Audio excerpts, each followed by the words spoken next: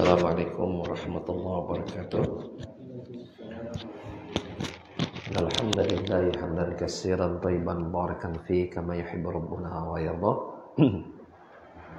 Asyhadu an la ilaha illallah wahdahu la syarika lah wa asyhadu anna Muhammadan abduhu wa rasuluhu la nabiyya ba'dah. Qala Allah ta'ala fi kitabil karim a'udzu samii'il 'aliim minasyaitonir rajim. يا أيها الذين آمنوا اتقوا الله حق تقاته ولا تموتن إلا وأنتم مسلمون يا أيها الناس اتقوا ربكم الذي خلقكم من نفس واحدة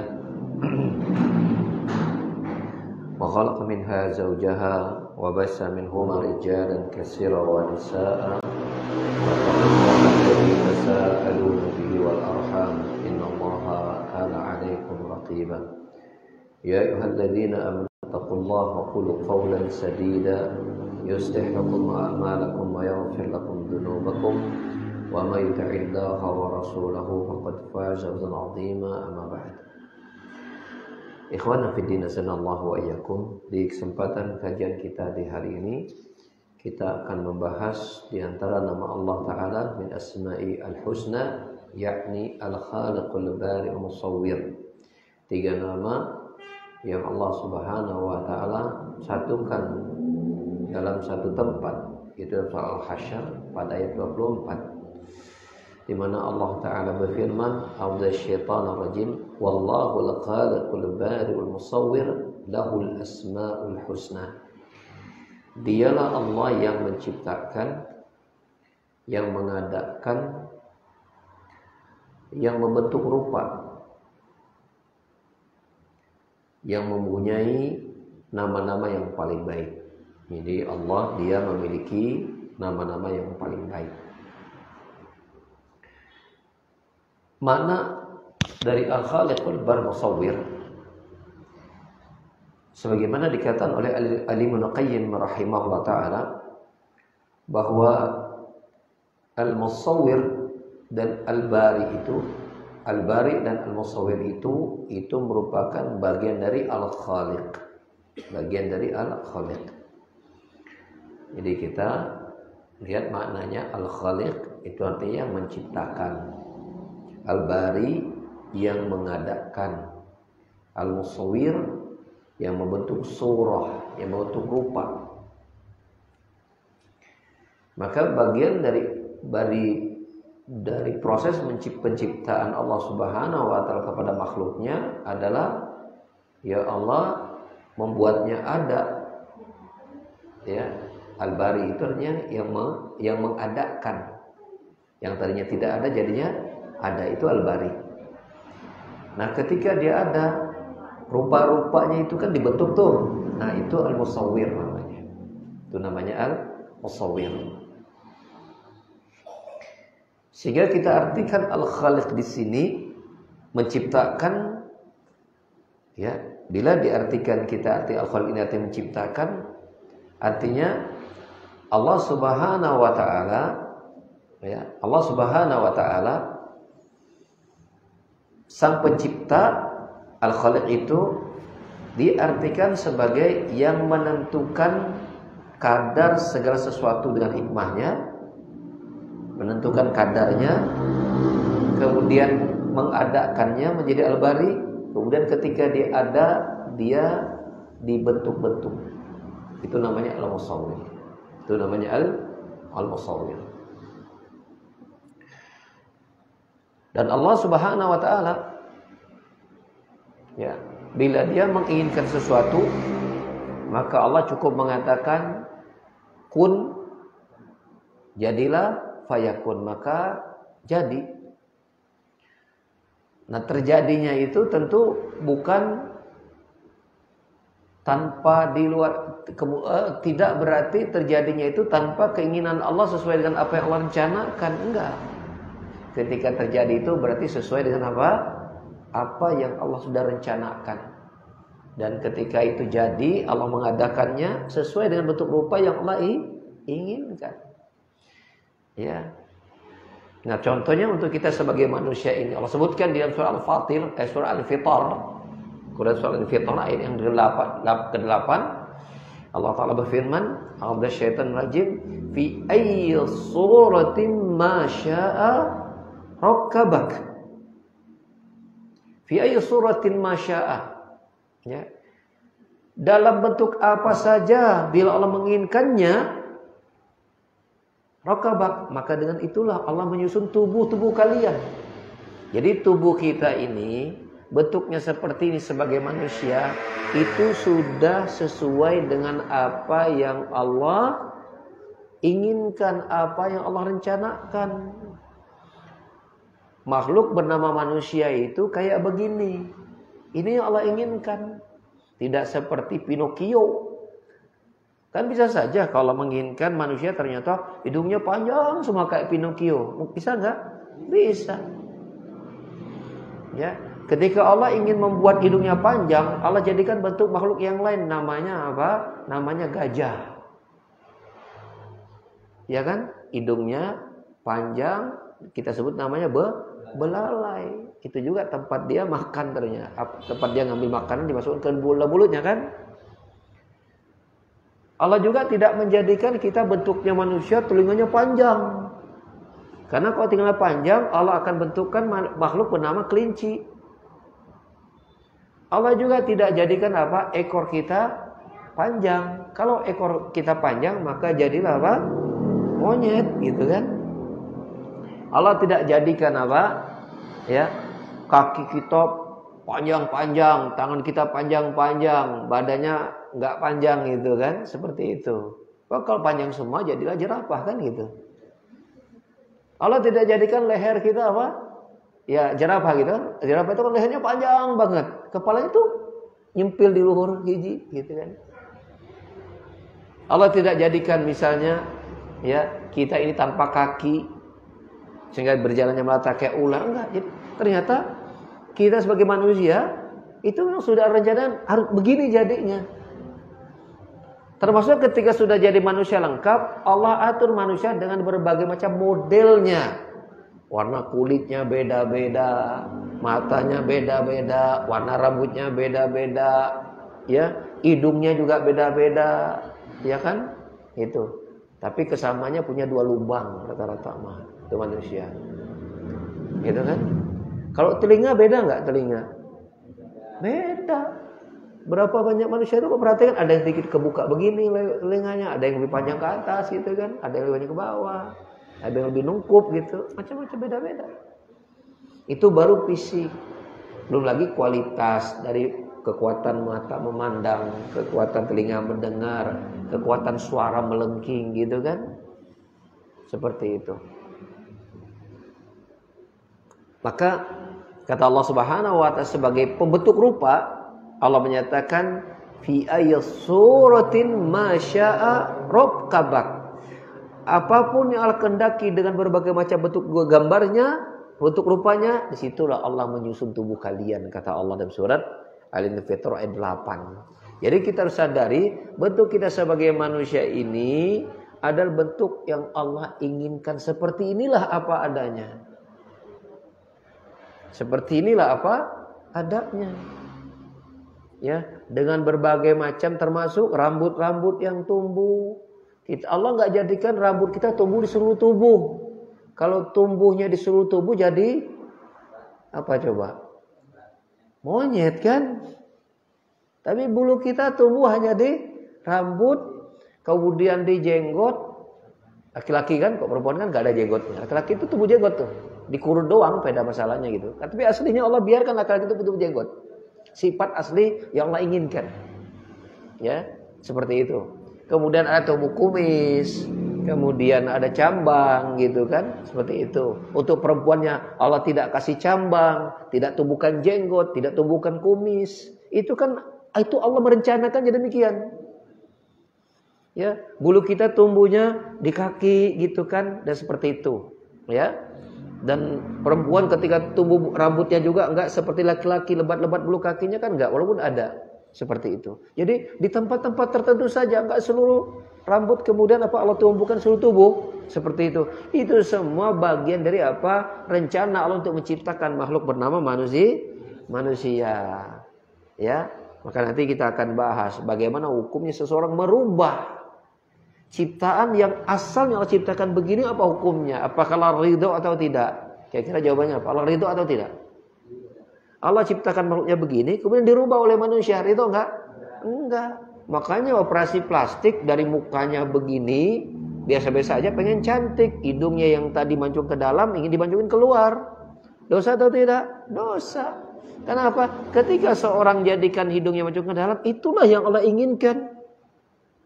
Ketika seorang itu kulitnya hitam kayak kuali seperti orang Afrika, itulah yang Allah inginkan. Ketika Allah jadikan orang itu kulitnya merah semua kayak orang barat, itulah Allah inginkan. Ketika seorang itu jadinya kulit sawo matang, gitu, sebagian sawo busuk gitu kan, itulah yang Allah inginkan. Ya, seperti itu. Itu bagian dari rencana Allah untuk menciptakan makhluk bernama manusia. Maka jangan kita rubah sesuatu yang menjadi menjadi asal Allah menciptakan manusia. Ya. Lalu apakah kemudian yang tumbuh itu boleh dipotong? Maka kalau misalnya boleh dipotong tuh ada arahan dari Allah melalui sabda Rasulullah sallallahu alaihi wasallam, seperti kalau orang punya rambut dirapikan, gitu kan, man kana lahu sya'run fal jamilha ya atau fajamilhu, para sampai punya rambut rapikan, jangan dibiarkan acak-acakan, kadut-kadutan gitu kan, acak-kadut. Gitu. Rapikan rambut, gitu kan.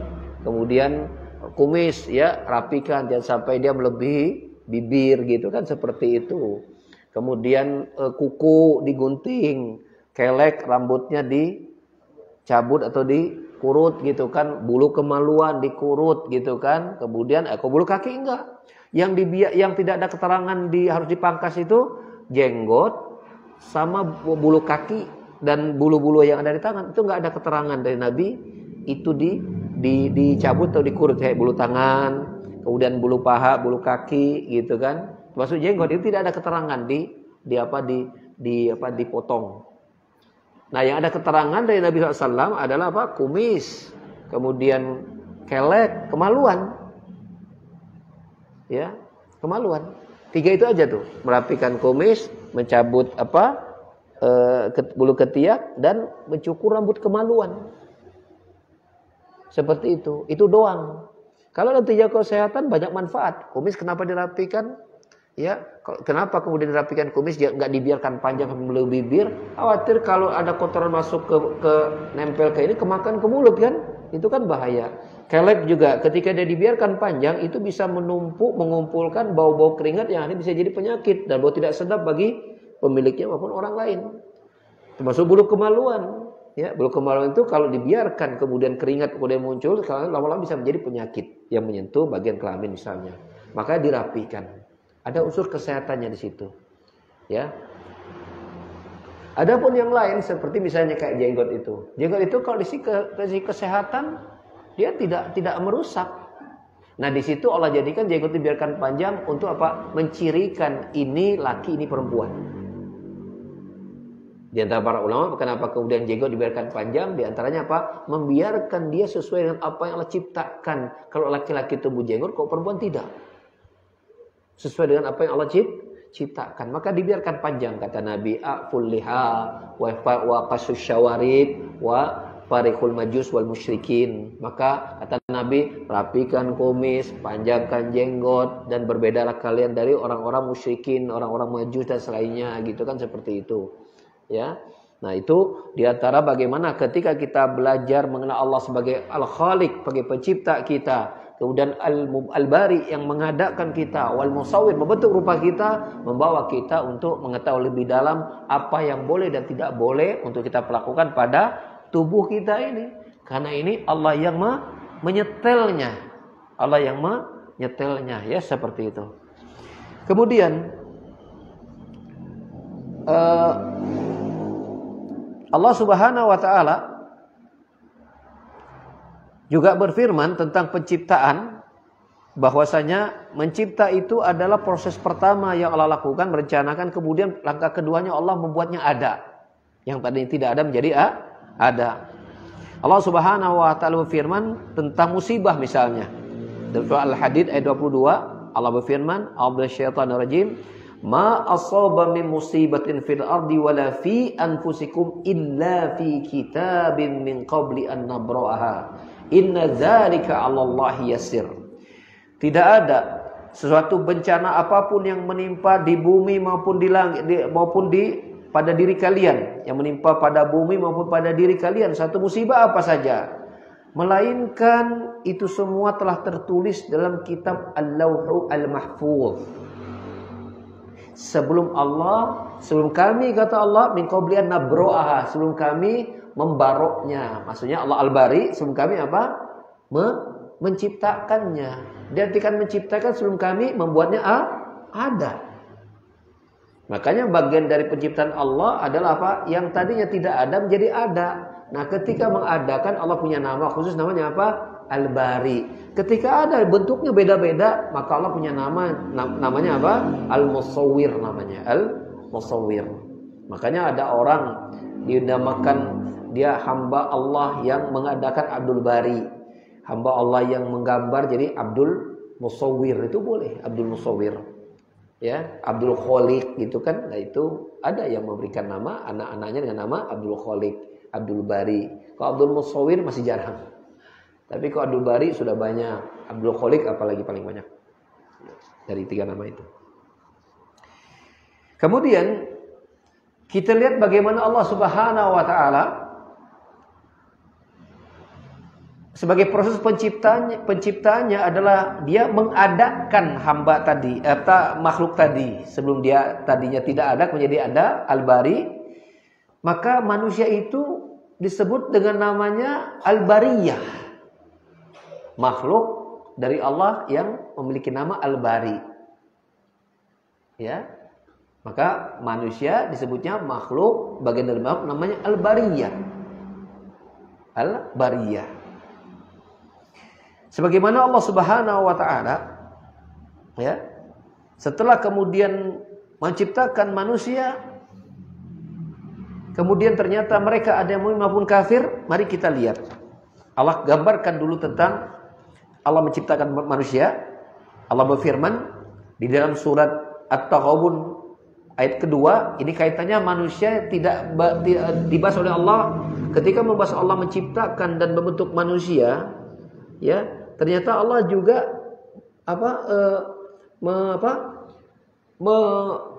mengklasifikasikan bahwa perbedaan ciptaan Allah itu, ya, itu baik atau tidaknya mereka itu setelah mereka ada, itu juga dikaitkan dengan iman dan kafir tidaknya mereka sebagai makhluk ciptaan Allah Subhanahu wa taala. Mari kita lihat. Allah berfirman di dalam surat At-Taghabun pada ayat yang kedua, Allah berfirman, "Asyaitanir rajim, huwallazi khalaqakum." Dialah Allah yang telah menciptakan kalian, faminkum mu'min. Setelah kalian ada itu, di antara kalian ada yang mukmin, ya, ada yang kafir. Ya, faminkum kafirun wa minkum mu'min. Di antara kalian ada yang kafir, ada yang mukmin. Wallahu bima ta'maluna basir, dan Allah mengetahui semua apa yang kalian kerjakan. Nah, di situ kita lihat Allah, ya, wallazi khalaqakum, Allah telah menciptakan kalian. Setelah ada kalian itu, faminkum kafirun wa minkum mu'min. Maka di antara kalian, setelah kalian ada sebagai manusia itu, ada yang kafir, ada yang mukmin.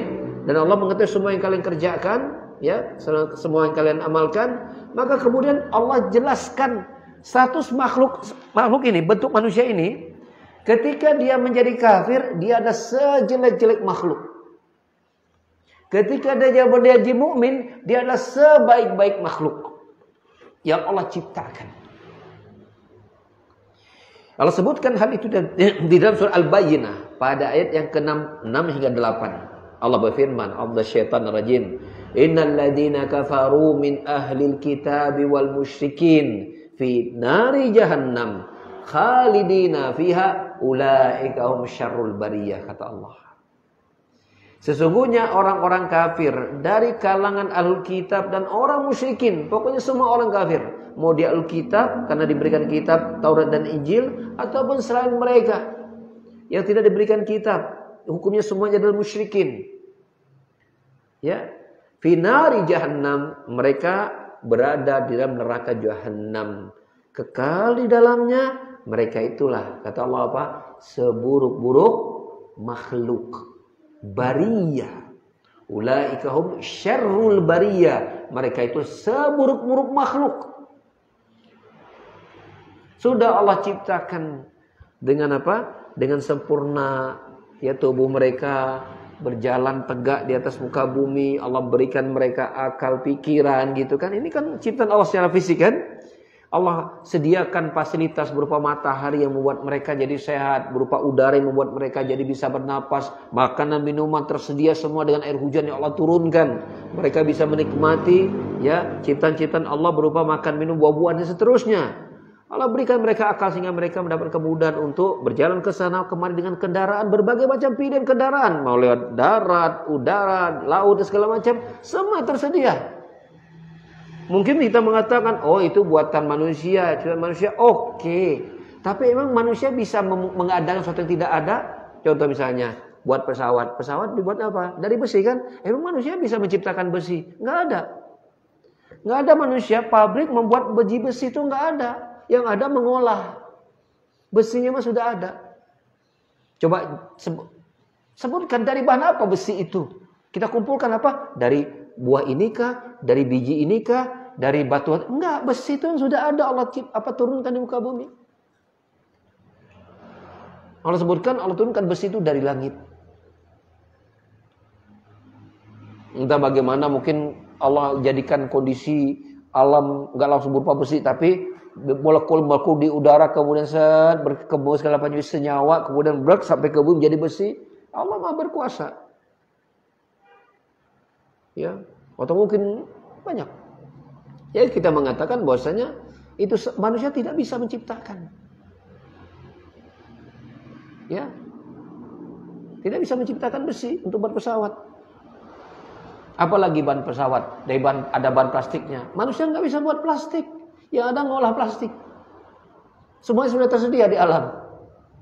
Semua sudah tersedia di alam. Itu Allah yang mengadakan semua. Itu Allah yang mengadakan semua. Maka ketika Allah sudah berikan mereka tubuh yang lengkap dengan berbagai macam fungsinya dan keindahannya, ya kan? Itu indah. Kemudian Allah sediakan fasilitasnya. Tapi kok kenapa mereka tidak mau menyembah Allah? Inilah kekafiran mereka ini menjadikan mereka ini seburuk-buruk makhluk. Padahal Allah telah berikan mereka apa? Kesempurnaan mereka sebagai makhluk Allah Subhanahu wa taala. Dalam versi makhluk tentunya sempurnanya. Disediakan fasilitas. Apakah kita mengira ya langit dan bumi ini apa segala termasuk hewan disediakan untuk jin? Enggak, untuk kita sebagai manusia. Hewan ada kan kita yang menikmati. Jin enggak menikmati hewan. Jin tidak makan sate. Jin tidak makan bala-bala. Jin tidak makan gehu. Yang makan itu semua adalah orang. Orang teh mau makan segala. Jin nggak makan rumput. Sapi Pak Ustadz. Nah, tapi kan itu sapi juga untuk kita juga kan. Disediakan rumput supaya rumput itu dimakan oleh sapi jadi makanan kita. Ikan segala macam itu untuk kita sebagai manusia. Ya, diolah bumi ini oleh makhluk bernama manusia. Sebelum manusia ada, buminya udah ada belum? Hah? Sudah ada kan? Ketika Nabi Adam turun, bumi kan sudah kayak begini jadinya. Tidak ada satu pabrik kemudian dia ada di muka kemudian membentuk nih gunung saya buat nih. Saya pengen buat gunung. Ada manusia negara yang pengen buat gunung kan nggak ada. Ini saya pengen buat apa? Buat lautan. Ada manusia yang bisa buat lautan. Apalagi pengen buat matahari, pengen buat bulan. Betapa lemahnya manusia. Maka dengan kesemuanya itu kok bisa keterangan sudah datang untuk beriman tapi mereka tidak, maka disitulah mereka menjadi seburuk-buruk makhluk kata Allah Subhanahu wa taala. Sebaliknya, innal ladzina amanu wa 'amilus shalihat. Sebaliknya, sesungguhnya orang-orang yang beriman dan beramal soleh, melakukan amal-amal kebajikan, ulaika hum khairul bariyah. Mereka itulah sebaik-baik makhluk yang Allah ciptakan. Di sini kita lihat bahwasanya Allah memandang terbaik dan terburuknya manusia itu bukan dari sisi fisik, tapi dari sisi apakah dia iman atau tidak, dia taat atau tidak. Itu yang Allah nilai sebagai yang terbaik atau yang terburuk. Kemudian Allah sebutkan tentang sebaik-baik makhluk ini yang mereka di dunia beriman dan beramal soleh. Apa kata Allah? Balasan buat mereka, jazaohum 'inda rabbihim jannatu 'adn tajri min tahtihal anharu khalidina fiha abada radhiyallahu anhum wa radu anhu dzalika liman khasyya rabbah. Ya, balasan untuk mereka itu di sisi Rabb mereka berupa kebun-kebun surga, kebun-kebun yang mengalir di bawahnya sungai-sungai. Antum jangan bayangkan sungainya sehingga sungai Citarum. Ya, gelap, kiru, bau, loba sampah. Enggak. Sungai di surga tuh bening luar biasa, indah luar biasa. Apapun yang kita gambarkan, ya, aliran air yang sangat bersih, apapun kita gambarkan sungai yang sangat mengagumkan, itu semua jauh dari keadaan sungai di surga. Karena kata Allah Subhanahu wa taala tentang surga itu, kata Allah, a'dattu li'ibadis salihin. Ya, mala ainun ra'at wala udunun sami'at wala khatar ala qalbi bashar. Aku sediakan surga untuk hamba-hambaku yang soleh, yang kenikmatan surga itu tidak pernah dipandang oleh mata, tidak pernah didengar oleh telinga, dan tidak pernah terbetik sedikit pun dalam bayangan jiwa mereka. Enggak pernah. Itulah surga. Jadi kalau kita pernah membayangkan gambar terindah yang ada di dunia ini, mungkin berupa sungai misalnya. Sebutkan sungai terindah di muka bumi ini. Maka sungai di surga itu yang mengalir di bawah kebun-kebun itu jauh di atas apa yang pernah kita bayangkan. Entah seperti apa keindahannya. Maka balasan yang Allah sediakan bagi mereka yang dulunya di dunia beriman dan beramal soleh, jazaohum jannatun 'inda rabbihim, jazaohum 'indahum jannatun tajri min tahtihal anhar. Ya, Allah balasan mereka di sisi Rabb mereka adalah sungai yang kebun-kebun yang mengalir sungai-sungai di bawahnya. Dan antum jangan bayangkan kebun seperti kebun orang. Kebunnya juga pasti jauh lebih indah dengan berbagai macam buah-buahan yang kita itu tidak perlu pakai pakai bambu lah, pakai galan lah digajul ya, diajul gitunya gitu. Enggak. Tinggal ketika kita pengen, tuh si buahnya mendekat. Bari duduk, bari gogoler, pengen buah itu langsung datang. Langsung dimakan. Ya, yang rasanya pasti kita sukai, enggak kemudian kita seperti kita beli buah-buah di pasar. Gitu kan? Ada yang asam, ada yang manis, ada yang pahit. Tepara ruguh pokoknya mah. Ya, seperti itu. Enggak. Ini yang terbaik buah-buahnya. Antum bayangkan tuh kebun, dan antum juga jangan bayangkan kebun teh banyak buah-buahan banyak tapi banyak rumput berseliweran sana kemari. Kebun orang kan biasanya gitu kan, buahnya bagus sih, tapi nama rumput mah semak-semak teh enggak, indah luar biasa. Sebab ketika kita tahu kita punya kebun itu banyak semak, kita suka enggak? Enggak suka. Maka tidak mungkin di surga ada satupun perkara yang tidak kita sukai, enggak mungkin ada. Pasti kebun yang indah, rapi, nggak bisa kita, nggak ada satu tempat di muka bumi yang seperti itu masalahnya. Yang rapi, bersih, harum, buah-buahnya selalu ada dengan berbagai macam bunga warna-warni, tertata rapi. suasana yang bersih, nggak ada matahari yang menyengat, tidak ada hujan yang kemudian membuat kita demam dan kedinginan, nggak ada. Tidak ada kemudian keringat yang keluar dari kita bau kesang sehingga ayeuna mah keluarnya keringat kita bau harum daripada harum kasturi kata Rasulullah SAW. Pakaian kita bahan yang sutra lembut bersih, duduk di pendipan, tidak pernah merasakan sakit ya, flu, bengek atau misalnya kena ada kutuan, panu, kurap, kudis, jantungan, stroke, asam urat, diabetes, nggak ada. Dan selalu awet muda, bayangkan. Kalau di dunia nggak ada namanya awet muda, yang ada awet tua. Itu Pak Ustadz dia umur 70 tahun Pak Ustadz. Awet muda apaan awet muda? Awet tua itu. Cing coba ajak lari sprint 100 meter. Mal kuat coba sok. Udah tua. Fisik dia bisa kelihatan muda karena mungkin operasi plastik. Ya kan? Tapi jerona coba lihat jerona. Oh, ampul-ampulan tuh kalau diajak lari 100 meter. Apaan awet muda, awet tua, sok makan aja dia pasti mikir. Dulu mah makan segala sikat, sekarang mikir iya mah enggak boleh nih jantungan, iya enggak boleh asam urat, diabetes, ini kolesterol. Itu tanda tua. Maka enggak ada dunia itu awet muda, yang ada awet tua. Kapan ingin awet muda, masuklah ke surga. Senantiasa muda selama-lamanya. Mudah selama-lamanya. Maka Allah Subhanahu wa taala sebutkan salah satu gambaran surga, orang-orang yang beriman beramal soleh itu Allah sediakan di sisi Rabb mereka itu kebun-kebun yang mengalir sungai-sungai di bawahnya dan kekal di dalamnya selama-lamanya. Kekal. Dan namanya kekal berarti enggak ada batas waktu.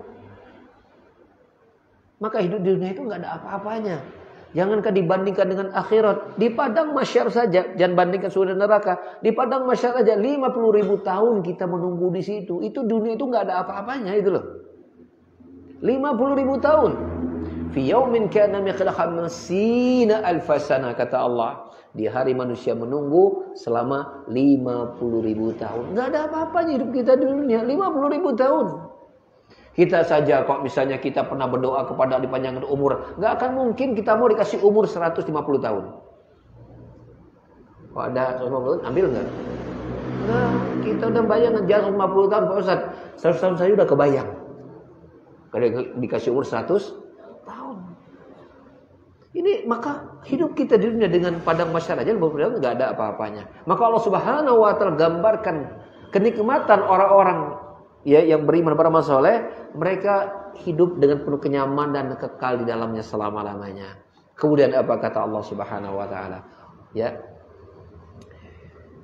Ulaikum khairul bariyah, dan mereka ini sebaik-baik manusia. Lalu kemudian Allah mengatakan Allah ridho kepada mereka dan mereka ridho kepada Allah. Bagaimana orang mau masuk surga enggak ridho atuh? Enggak ada kemudian mereka protes pelayanan kurang nih di surga, enggak ada. Apa yang mau dikeluhkan di surga? Semuanya sempurna. Semuanya sempurna. Apa yang diinginkan kita dari kesempurnaan sebagai hidup di dunia, itu semua tersedia di surga. Apa yang kita takutkan itu menimpa kita di dunia, itu semua tidak ada satupun di surga. Bagaimana mereka enggak ridho? Ya. Dari kaliman khasya rabbah. Nah, kemudian Allah tekankan. Allah tekankan, itu perhatikan. Allah tekankan bahwa ini sebaik-baik manusia dan surga Allah sediakan untuk mereka. Mereka ridho, Allah ridho pada Allah. Ternyata keridhaan Allah, nikmatnya surga, ternyata Allah berikan kepada mereka kepada sebaik makhluk dengan satu sebab yang tertinggi. Apa? Dzalika liman khasya rabbah. Itu semua bagi orang yang takut kepada Tuhan. Menunjukkan kepada kita rasa takut kepada Allah Subhanahu wa taala itu merupakan amalan inti dari keimanan kita. Amalan inti dari keimanan kita. Karena Allah menyebutkan, ini orang kafir seburuk-buruk makhluk, ini orang beriman sebaik-baik makhluk, ganjaran pahala buat mereka demikian gitu kan. Kemudian Allah mengatakan itu semua status sebaik-baik makhluk, itu semua nikmat-nikmat surga, itu semua berupa ridhonya Allah dan kepada mereka, itu semua karena mereka punya satu karakter unggulan. Apa itu? Rasa takut mereka kepada Allah Subhanahu wa taala. Dzalika liman khasyya rabbah. Itu semua Allah sediakan bagi orang yang takut kepada Allah Subhanahu wa taala. Maka di sini tahulah kita bahwa perbuatan-perbuatan kekufuran atau kesyirikan-kesyirikan, menjadikan tandingan-tandingan Allah dan beribadah kepada Allah Subhanahu wa taala merupakan apa? Perbuatan yang sangat menodai status mereka sebagai manusia. Mereka telah melakukan penyimpangan, kesesatan, kezaliman yang besar. Dan itu kejahatan manusia yang paling besar di muka bumi. Apa? Melakukan kesyirikan kepada Allah dalam ibadah. Cuman banyak orang gak sadar, dikira perbuatan bejat itu kalau seorang itu apa? Memperkosa, merampok, membunuh, membegal. Itu semua gak ada apa-apanya dibanding dengan dosa mereka menyekutukan Allah. Gak ada apa-apanya. Ya, karena perbuatan semua itu ada ampunan Allah di hari kiamat buat mereka. Tapi ketika satu detik saja mereka tidak bertobat dari kesyirikan dan mati dalam keadaan seperti itu, maka tidak ada lagi satu pun kesempatan di hari kiamat dia bisa pindah ke surga atau menempati surga dari pertama kali, itu enggak ada sama sekali. Kekal di neraka selama-lamanya. Oleh karena itu kita dapati bagaimana kok bisa ya ketika Allah menyatakan manusia itu sebaik-baik makhluk dengan rupa yang Allah bentuk, kok bisa menjadikan sapi yang dari sisi bentuk dan kemampuan jauh di bawah manusia, kok bisa sapi dijadikan Tuhan gitu loh. Jelek betul ini nih manusia ini. Buruk sekali dia sebagai manusia. Udah Allah kasihkan yang terbaik, kok mau-maunya dia menghinakan dirinya dengan apa? Menjadikan sapi sebagai Tuhan. Maka kita dapati ya dalam surah Al-Baqarah Allah menggambarkan tentang kisah Nabi Musa. Ya, di dalam Al-Baqarah ayat 54 Allah berfirman, "A'udzu minasyaitonir rajim.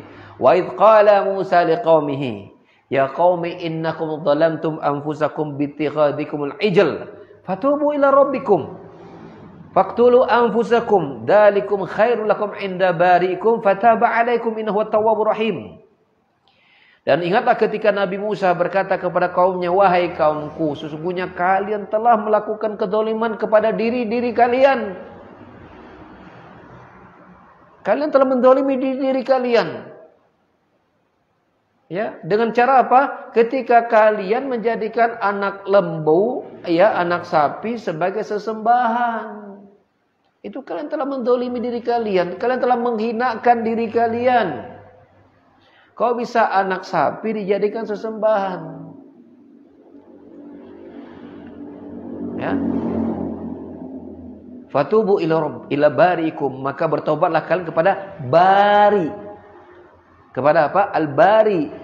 Yang apa? Yang mengadakan kalian. Bagian dari proses menciptakan kalian. Yang mengadakan kalian itu sudah bagus. Kok kalian hinakan kalian itu dengan apa? Menjadikan anak lembu, anak sapi sebagai Tuhan. Kalian mikir nggak gitu kan? Kok bisa? Kalian sebaik-baik makhluk secara fisik, kok bisa menjadikan anak sapi sebagai sesembahan yang kalian agungkan? Maka fatubu ila barikum, maka bertobatlah kalian, kembalikan posisi kalian untuk menyadari apa? Keadaan penciptaan kalian yang telah memberikan kalian apa? Penciptaan yang paling bagus, kan gitu. Fatubu ila barikum. Bertobatlah kepada al-bari kalian telah mengadakan kalian itu dengan sebaik-baik penciptaan gitu kan. Tobat. Faqtulu anfusakum. Ya. Dan bunuhlah diri kalian. Ya, dulu di masa Nabi Musa, orang kalau ingin tobat ya membunuh diri. Syariat zaman bahla. Dengan kalian bertobat itu, kata Allah, dzalikum khairul lakum. Mati tapi langsung selesai urusan. Dan dibolehkan bunuh diri. Ya.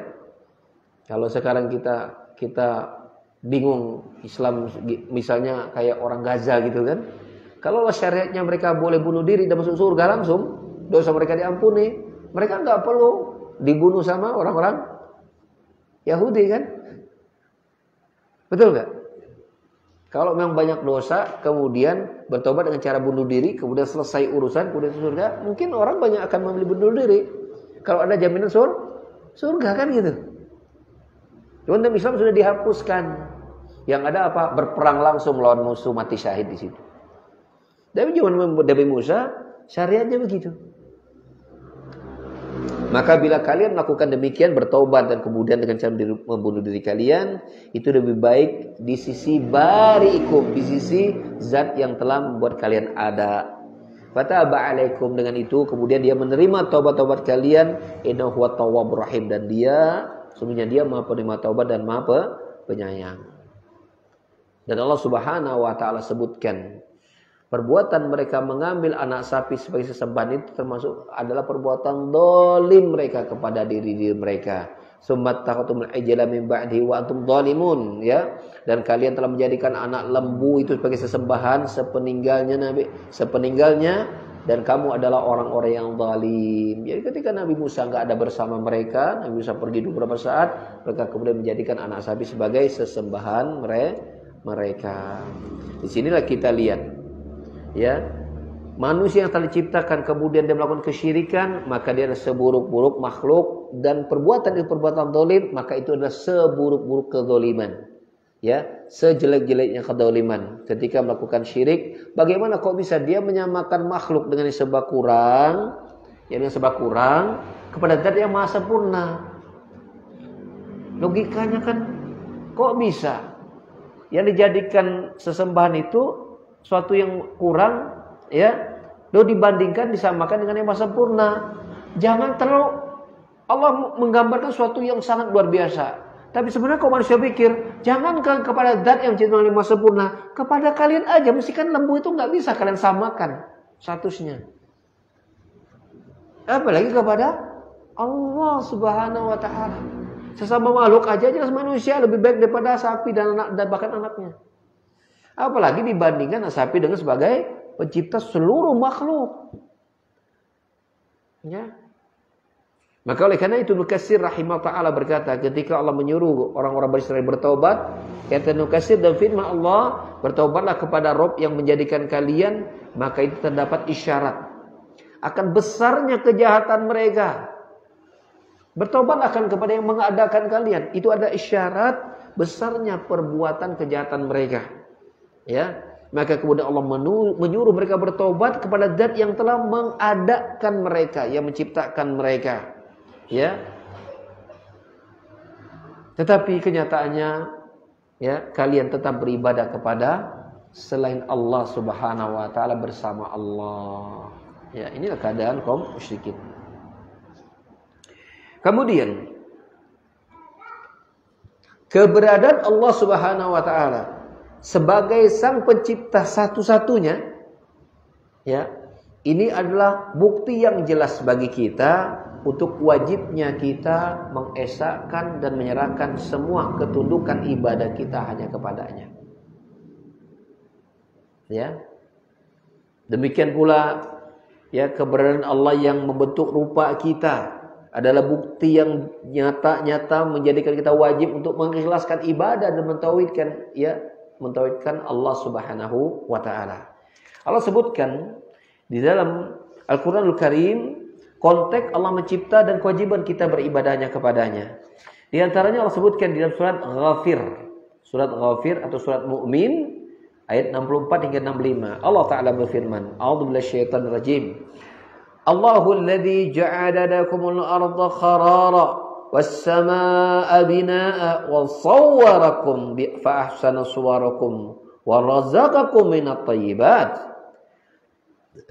Dzalikumullahu rabbukum fatabarakallahu rabbul alamin huwal hayyu la ilaha illa huwa fad'uuhu mukhlishina lahuddin alhamdulillahi rabbil alamin. Allah yang menjadikan bumi bagi kalian ini untuk tempat qarar, tempat kalian menetap, qarar. Ya, kalian bisa tegak berjalan di atas muka bumi, tidak miring, tidak zigzag, tidak bergoyang-goyang. Qaror bumi itu. Kalian bisa hidup di situ. Dan Allah jadikan langit sebagai atap. Ya. Dan membentuk kalian, ya, lalu membaguskan rupa kalian serta memberikan rezeki, ya, dengan sebagian yang baik-baik. Ya. Rawarazaqakum minat thayyibat, dan Allah Subhanahu wa taala rezekikan kalian dari yang baik-baik saja. Dari yang baik-baik saja. Ya. Dzalikumullahu rabbukum, itulah Rabb kalian. Fatabarakallahu rabbul alamin, dan Maha Suci Allah Rabbul alamin.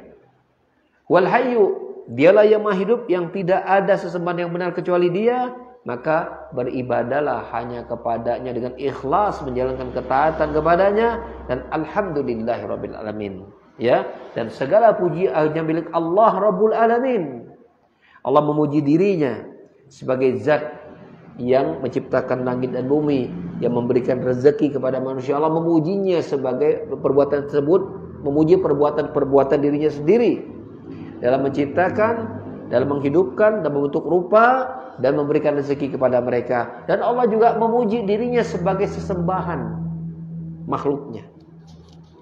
Kenapa? Karena zat yang maha sempurna adalah, ya, zat yang memang satu-satunya yang pantas untuk dijadikan sesembahan. Ketika ada yang tidak sempurna disandingkan dengan Allah, maka disinilah seseorang telah melakukan apa?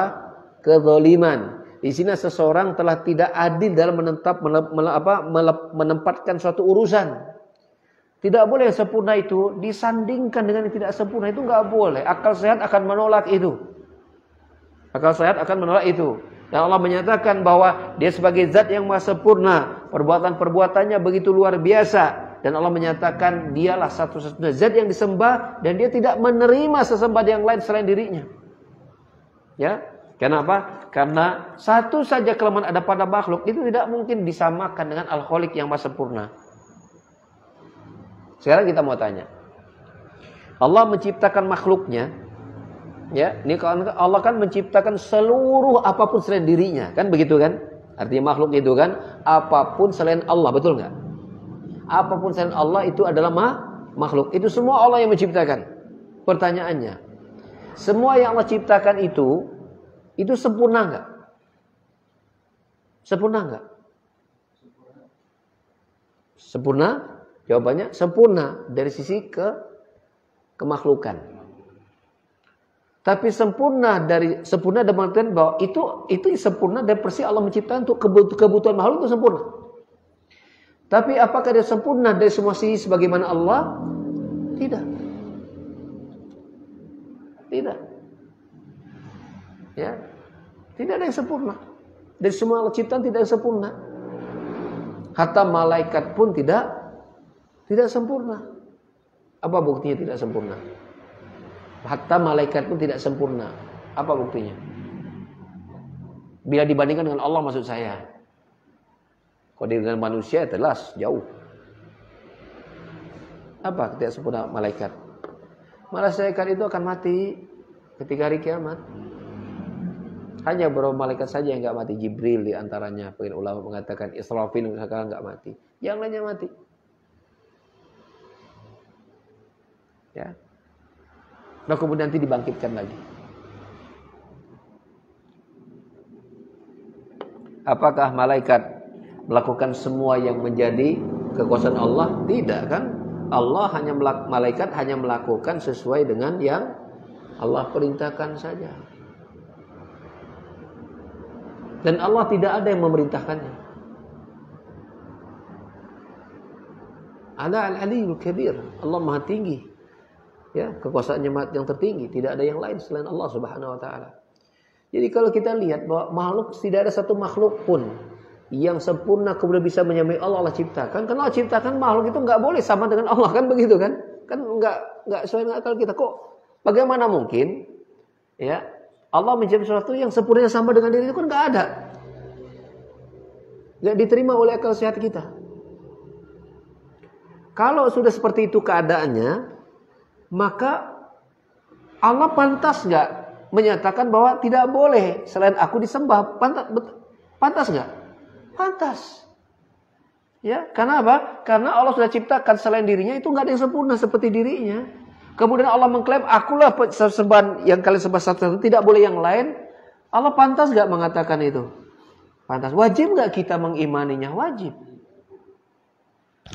Apalagi kalau dalam konteks-konteks kemanusiaan, kesyirikan rata-rata kan syiriknya kepada sesuatu yang apa? Banyaknya kan pada sesuatu yang terlihat, pada matahari, bulan, bintang. Ya, ada pepohonan, batu, segala macam, berhala, begitu kan? Ada dengan malaikat, tetapi tidak semua kesyirikan itu mereka kemudian bersyirik dengan malaikat. Dan malaikat sendiri yang dijadikan objek kesyirikan tidak pernah ridho dengan perbuatan manusia. Karena malaikat tidak mungkin ya mensupport, mendukung perbuatan menyekutukan Allah, itu nggak mungkin. Nggak mungkin. Ya, termasuk orang-orang soleh yang dijadikan kesyirikan, bahan kesyirikan oleh mereka itu nggak mungkin mereka ridho dengan perbuatan manusia yang lain selain mereka dalam menyekutukan ibadah kepada Allah Subhanahu wa Ta'ala.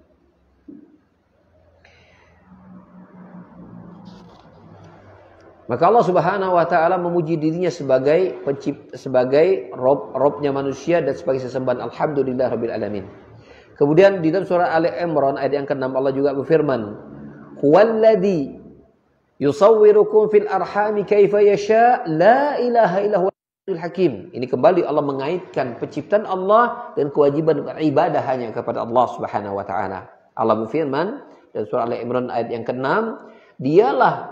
Dialah yang telah yusawwirukum fil arhami kaifa yasha, yang telah membentuk rupa-rupa kalian di dalam rahim sesuai dengan apa yang Allah inginkan. Jadi mulai pembentukan itu kan Allah mulai rahim tuh. Ketika seorang janin itu genap 120 hari kan dibentuk tuh. Lengkap itu, ada tangan, ada kaki, kemudian ada telinga, mata, hidung, mulut. Kemudian pas 120 hari Allah kasih dia ya ruh. Maka berfungsilah semua anggota tubuhnya, jantung, ginjal, itu mulai berfungsi. Allah bentuk itu. Di dalam rahim itu Allah bentuk. Jadi enggak kemudian ketika hamil langsung sempurna jadi manusia, enggak, perlahan. Tubuh tumbuh gitu kan. Jadi ketika keluar itu sudah berbentuk manusia. Enggak kemudian nanti kalau dikasih lahir itu hidungnya belum keluar. Nanti dikasih dulu misalnya ASI baru nanti hidungnya keluar. Kan enggak. Lengkap, sudah jadi manusia kan? Manusia kecil, bayi. Bayi itu kan manusia kecil.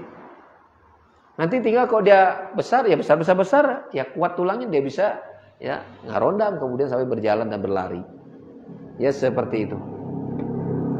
Nah kemudian setelah Allah mengatakan demikian, dialah Allah yang membentuk rupa kalian di dalam rahim seperti bagaimanapun Allah inginkan bentuknya. Kemudian Allah mengaitkan dengan ibadah. La ilaha illallah. Tidak ada sesembahan yang berhak disembah kecuali Dia. Dan Dia yang maha perkasa lagi maha bijaksana. Ya. Jadi Allah kaitkan penciptaan dengan kewajiban beribadah hanya kepada Allah Subhanahu wa Ta'ala. Oleh karena itulah Allah mengharamkan kepada hamba-hambanya ya dari menggambar makhluk bernyawa. Karena di dalamnya terdapat unsur menyamakan perbuatan Allah dalam hal mencipta. Di samping itu dapat menjadi sarana menuju kesyirikan dan kesesatan gambar makhluk-makhluk bernyawa itu. Ya.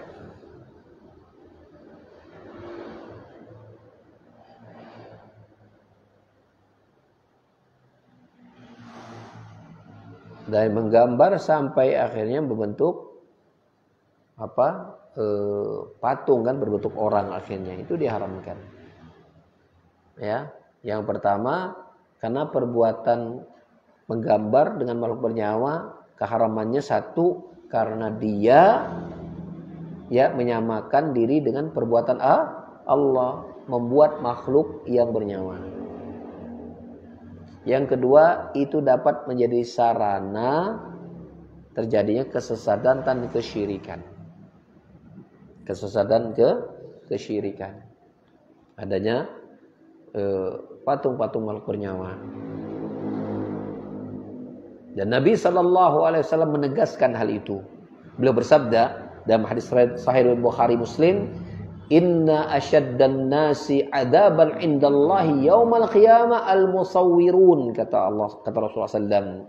Sesungguhnya manusia yang paling berat adabnya nanti pada hari kiamat adalah para perupa, itu para penggambar makhluk bernyawa, baik dengan lukisan ataupun berupa patung-patung, ya, seperti itu. Itu dia orang yang paling keras adab di hari kiamat.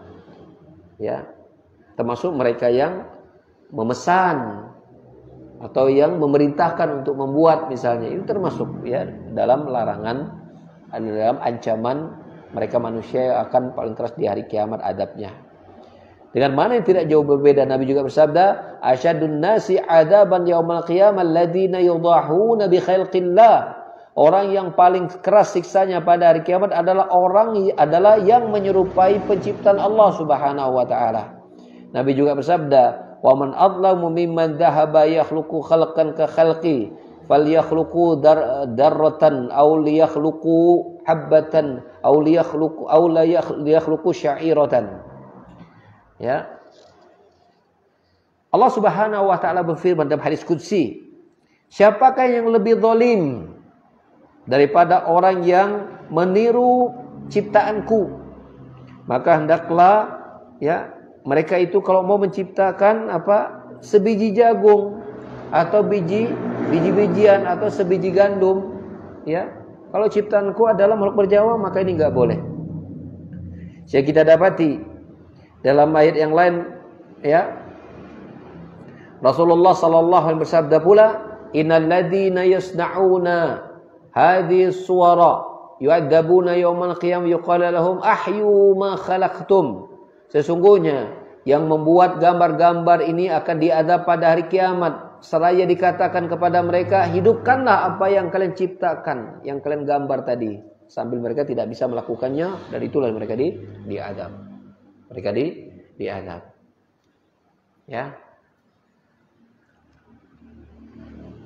Kemudian dari 3 nama Allah, ya, penghujung materi ini, dari 3 nama Allah, Al-Khaliq, Al-Bari, dan Al-Musawwir, maka untuk Al-Bari ini yang mengadakan dan yang tidak ada menjadi ada, maka ini tidak boleh dilekatkan kepada manusia nama ini, nama makhluk. Ya. Karena yang bisa melakukan sesuatu yang tadi tidak ada sama sekali menjadi ada itu hanyalah Al-Bari, yaitu Allah Jalla wa'ala. Maka lafaz Al-Bari tidak boleh kita sandarkan kecuali hanya untuk Allah Subhanahu wa taala. Adapun Al-Khaliq atau Al-Musawwir, ya, pencipta, ya, kemudian penggambar, maka ini ya lafzul isyrak, ya, kata yang bisa disandingkan tidak hanya untuk Allah saja, tapi bisa juga untuk makhluk, ya, seperti itu. Ya, seperti misalnya Allah mengatakan fatabarakallahu ahsanul khaliqin, maksudnya Allah sebaik-baik pencipta. Berarti selain Allah masih sebutkan pencipta, tapi yang terbaik adalah Allah Subhanahu wa taala. Mencipta dalam bentuk seseorang itu mengolah yang sudah ada. Jadi kalau ada barang nih, misalnya lampu, ya, penemunya adalah Thomas Alva Edison misalnya, bisa dikatakan beliau juga pencipta, ya, karena lafaz mencipta itu bisa untuk Allah, bisa untuk makhluk. Dari sisi bila kita meyakini bahwa itu maksudnya adalah pencipta, dari sisi dia yang merencanakan, ya, dan berbentuk rupanya jadi lampu, ya. Adapun mengadakan sesuatu tidak ada dan pengertian bahan-bahannya tadinya enggak ada, orang mengatakan itu juga Thomas Alva Edison yang menciptakan alatnya, yang menciptakan bahan-bahannya, Maka ini enggak boleh. Yang tidak ada menjadi ada, itu enggak bisa mungkin. Pasti enggak bisa. Yang ada Thomas Edison adalah mengumpulkan bahan-bahan kemudian mengolahnya. Maka lafaz Al-Bari tidak boleh dilekatkan kepada selain Allah Subhanahu wa taala. Pada ada pun lafaz Al-Khaliq dan Al-Musawwir, maka ini masih ya dalam lafaz yang istirak, ya bisa digunakan juga untuk makhluk. Demikian kajian yang bisa kita kaji pada pagi menjelang siang hari ini. Kalau ada pertanyaan silakan barangkali. Fadhil. Ya. Oke.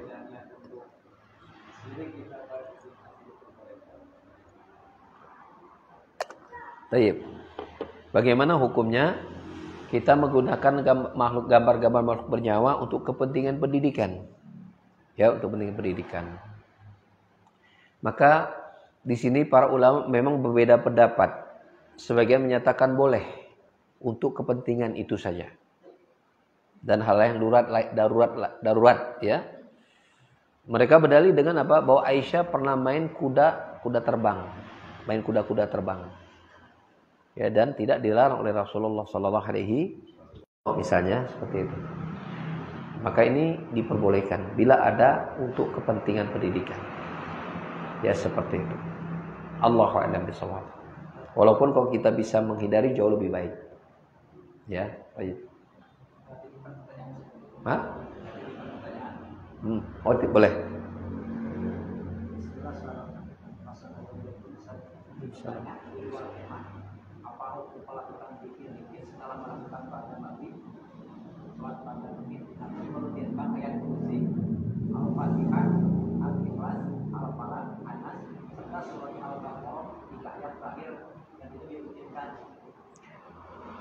Iya. Oh, dua ayat terakhir Al-Baqarah. Satu-satu dulu ya. Baik. Kita mengetahui ada zikir Rasulullah SAW setiap kali habis sholat. Itu paket.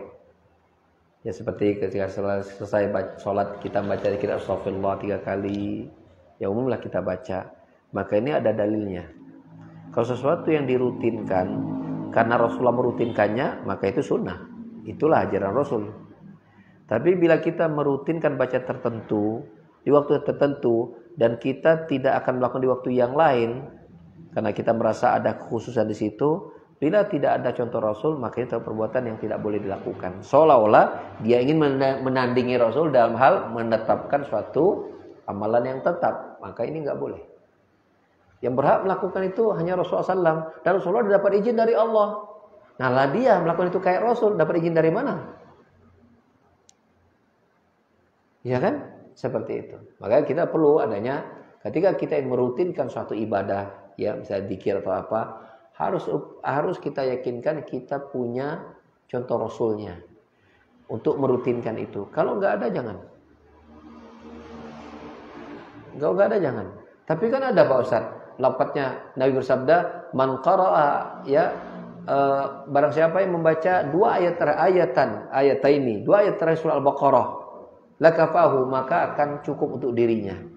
Bila seorang membaca surah Al-Baqarah dua ayat terakhir surah Al-Baqarah di setiap malam, maka cukup baginya. Makanya maksudnya setan tidak akan mengganggunya. Pertanyaannya, apakah Rasulullah menyebutkannya setiap ada maghrib? Kan enggak ada. Enggak ada kan? Seperti itu. Berarti Rasulullah menyebutkan malam. Ya, malam. Ya. Boleh.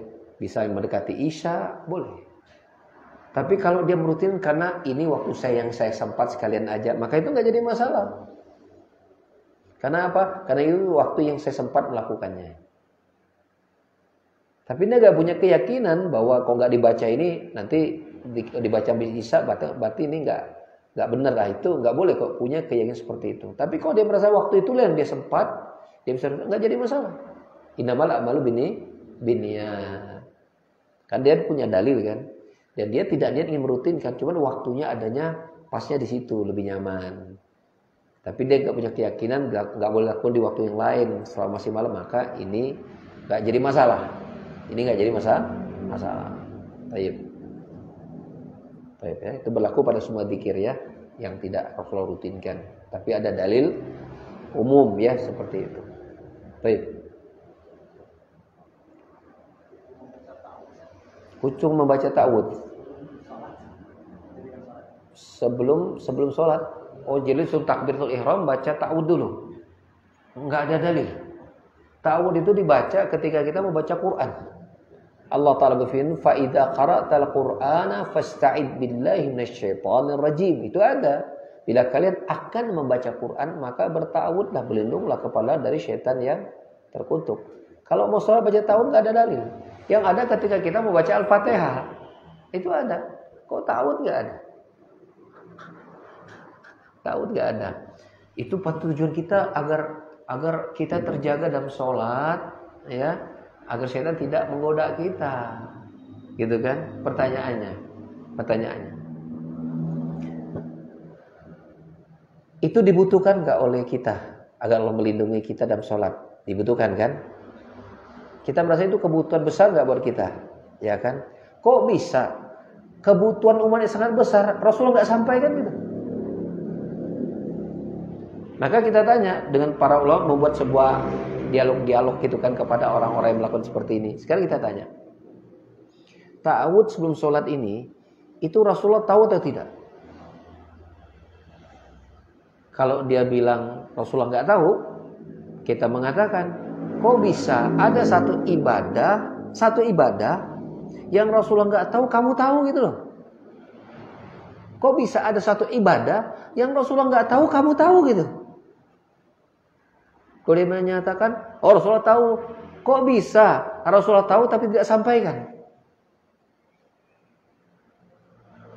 Nggak mungkin Rasulullah menyembunyikan ibadah kan yang diperintahkan untuk Allah punya sifat tabligh kan, menyampaikan amanah. Nggak mungkin Rasulullah menyembunyikan apa yang Allah perintah untuk disampaikan. Apalagi itu kebutuhan kita. Kita ingin sholat kita dilindungi dari syaitan. Kalau kita baca ta'awudz itu diboleh kita, kok bisa Rasulullah sembunyikan? Pertanyaan yang ketiga, Rasulullah bisa nggak melakukan itu di dalam sholatnya? Bisa. Apa halangannya Rasulullah nggak melakukannya? Kan nggak ada kan? Berarti syariatnya berarti tidak dilakukan syariatnya. Kullu fi'lin lam yakun mawjud fi ahdi Rasulullah sallallahu alaihi wasallam lam yaf'aluhu Rasulullah sallallahu alaihi wasallam fa al-masyru' tarkuhu. Setiap perbuatan yang di zaman Nabi tidak melakukannya, pada Nabi mampu, maka syariatnya adalah apa? Ditinggalkan. Pada Nabi melakukannya, tapi Nabi tidak lakukan, berarti syariatnya memang tidak dilakukan. Itu syariatnya. Seperti itu. Maka kita ya berusaha untuk menepati ibadah-ibadah kita sesuai dengan apa yang telah Rasulullah contohkan. Kenapa? Yang Rasulullah contohkan dan rutinkan itu dapat izin dari Allah. Lah kita dapat izin dari siapa? Boleh melakukan itu. Izinnya dari siapa? Pasti dari hawa nafsu kita. Cek siapa yang mengenah gitu. Berarti apa? Kita telah menjadikan seolah kita apa? Menetapkan sebuah agama, sebuah amalan agama kan? Tanpa petunjuk dari Allah dan Rasul. Cuma logika kita, enak nama kayaknya begini nih. Betul tujuannya baik. Persoalannya kok itu dibutuhkan kita baik, kenapa kok Rasulullah nggak lakukan? Padahal beliau mampu melakukan. Kenapa dia tidak sampai kepada umat? Nah kan begitu. Berarti agamanya bukan begitu. Berarti maunya Allah tuh. Kalau itu baik, masa sih Rasulullah nggak sampaikan? Kalau di ibadah yang kita butuhkan, kenapa kok ada ibadah yang kita butuhkan? Kok Rasulullah nggak ajarkan gitu loh? Berarti kesimpulannya syariatnya berarti apa? Ditinggalkan. Itulah yang diinginkan oleh Allah, berarti jangan lakukan. Kalau itu bagus pasti Rasulullah dulu yang Allah sampaikan untuk melakukannya, gitu kan? Nah, kurang lebih demikian jawabannya. Kita sholat tidak ada dalil, tidak ada contoh. Kalau ada orang melakukannya, kita minta siapa yang mengizinkan Anda melakukan itu? Apakah Anda dapat wahyu dari Allah? Bagaimana? Iya, saya wahyu Allah, berarti Anda nabi palsu. Karena tidak ada lagi wahyu setelah Muhammad SAW wafat. Maka Anda adalah pendusta. Ya, menamakan agama gitu kan, seperti itu. Baik, yang lain? Betul.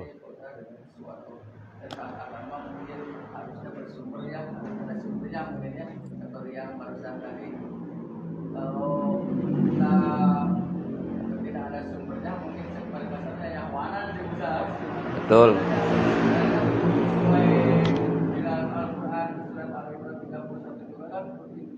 Betul. Fattabi'un. Kalau cinta Allah ikut Rasul, sahih. Betul. Masih ada dari kalangan-kalangan gitu yang suka berbuat begitu itu. Ya pertama kita doalah, berdoa pertama agar doa kita agar kita dijaga tidak melakukan yang sama. Kedua kita berdoa semoga Allah berikan dia petunjuk berupa sunnah, ya, petunjuk berupa sunnah. Karena para ulama mengartikan ihdinas siratal mustaqim, ya Allah berikanlah kami akan jalan yang lurus. Salah satu tafsirnya adalah mengikuti sunnah Rasul. Itu jalan yang lurus. Maka kita doa semoga Allah berikan dia ya jalan yang lurus untuk mengikuti Rasul gitu. Pertama itu, yang kedua kita berdoa untuk dia. Yang ketiga, kalau kita sanggup kita berikan nasihat, maka sampaikan. Kalau kita ngomong juga keluh, ajak mungkin ke pengajian, ya mungkin ajak dia mungkin diskusi gitu kan kepada, kalau kita agak susah, ajak diskusi mungkin kepada seorang ustadz yang kita lihat memang ilmunya mumpuni. Nah begitu, atau kita kasih dia buku misalnya, seperti itu. Ya, karena memang rata-rata sih kebanyakan orang pasti niatnya bagus, niatnya pengen ibadah, niatnya pengen dekat diri kepada Allah gitu kan. Maka niat baik itu kita doakan semoga Allah berikan, tetap kita berharap niat baik dia Allah berikan kebaikan gitu kan. Karena punya niat baik, hanya kita ingin agar dia sempurna dalam mencari kebaikan, ya, kesempurnaannya.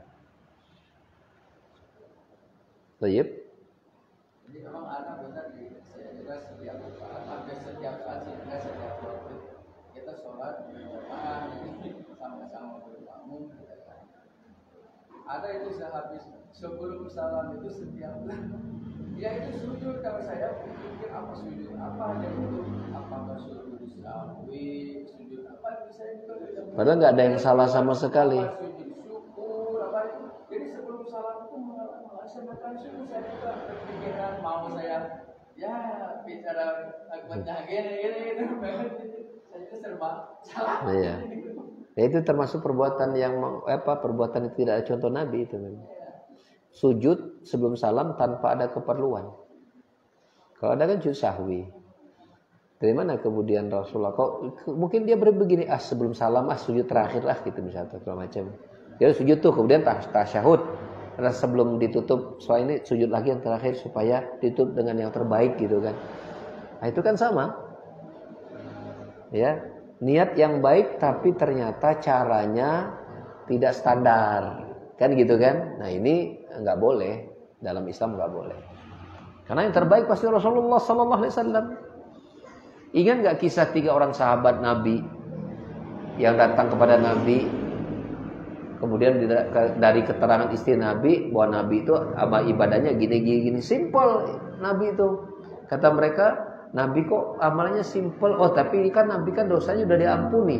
Simple oke, dosanya udah diampuni, yang terlalu akan datang. Kita kan nggak ada jaminan diampuni. Berarti ibadah kita harus melebihi Nabi. Sehingga yang pertama berkata, saya akan sholat malam terus, tidak akan tidur. Karena ternyata Nabi ada tidurnya. Enak itu, tidur dulu nanti sholat, kan simpel, enak. Kata mereka, itu karena Nabi ada jaminan dapat dosa. Kita kan enggak, berarti kita apa? Kata yang pertama, saya akan sholat tidur, tidak akan tidur. Agar dosa saya diampuni, maksudnya kan gitu. Tujuannya baik. Yang kedua, saya akan puasa terus, tidak akan berbuka. Karena Nabi puasa ada berbukanya. Mungkin dia makan lagi, sahur lagi, mungkin gitu. Yang ketiga, saya tidak akan kawin untuk fokus ibadah. Karena dia lihat Nabi ternyata istrinya banyak. Mungkin menikah ini agak mengurangi fokus ibadah. Makanya ketika dia tidak kawin. Disamperin oleh Nabi SAW berkata, ya sesungguhnya aku ini yang paling takut dan bertakwa kepada Allah dibanding kalian semua. Tapi aku sholat malam, aku ada tidur. Aku puasa, aku berbuka, dan aku menikahi para wanita. Ya. Maka tidak suka dengan ajaranku, bukan termasuk golongan. Artinya apa? Nabi SAW ya tidak, para ulama mengatakan bukan golongan, berarti apa? Ini perbuatan dosa besar. Perbuatan dosa besar. Dan Nabi tidak mengakui sebagai umatnya. Makanya ketika Rasulullah SAW masuk surga, kemudian ada Al-Kautsar. Allah berikan Al-Kautsar, inna a'tainaka Al-Kautsar. Al-Kautsar itu adalah sebuah sungai yang Nanti dari sungai ini mengalir dari 2 pancuran kepada telaganya Nabi Shallallahu Alaihi Wasallam. Yang air dari telaga ini adalah lebih manis daripada madu, lebih putih daripada susu, lebih harum daripada minyak kasturi. Maka kemudian Nabi melihat ada umat yang datang, tapi kemudian mereka tidak bisa mendekati telaga ini. Maka Rasulullah berkata, ini umatku. Ya Allah, ini umatku. Kata Allah Subhanahu wa Ta'ala, engkau tidak tahu apa yang diperbuat oleh mereka setelah engkau wafat. Kata para ulama, ketika Rasulullah wafat, mereka melakukan amal-amal baru yang Rasul tidak contohkan. Terhalang dan dia untuk meminum telaga Rasul Sallallahu Alaihi Wasallam. Umat Rasul. Rasul mengenalinya. Ini umat beliau. Umatku. Tidak mendatangi telaga beliau. Ya, seperti itu. Nah itu kata para ulama ya tadi, ketika mereka melakukan amalan baru yang Allah tidak contohkan, terhalang dari meminum telaga haudnya Nabi Shallallahu Alaihi Wasallam di yaumil qiyamah, gitu kan, seperti itu. Ya tentu kita ya berlindung ya dari perbuatan tersebut, dan semoga Allah juga berikan hidayah kepada saudara kita ya. Amin Allahumma amin. Waktunya tinggal 3 menit lagi. Jadi pas jam 11 lah kita cukupkan. Kalau tidak ada, kita akhiri ya kajian kita di siang hari ini. Ya semoga Allah berikan selalu perlindungan kepada kita dari berbagai macam keburukan ya, baik keburukan dunia kita, terlebih keburukan agama akhirat kita. Dan semoga Allah Subhanahu wa Ta'ala senantiasa selalu berikan kita taufik dan hidayah sehingga kita bisa terus berjalan di atas sunnah Rasulnya SAW, dan agar amal kita ikhlas semata-mata karenanya. Dan semoga Allah mengumpulkan kita di surga ya bersama-sama sebagaimana Allah telah mengumpulkan kita di dunia, di tempat ini, di rumah Allah ini. Amin Allahumma amin. Subhanakallahumma bihamdika asyhadu an la ilaha illa anta astaghfiruka wa atubu ilaik. Wassalamualaikum warahmatullahi wabarakatuh.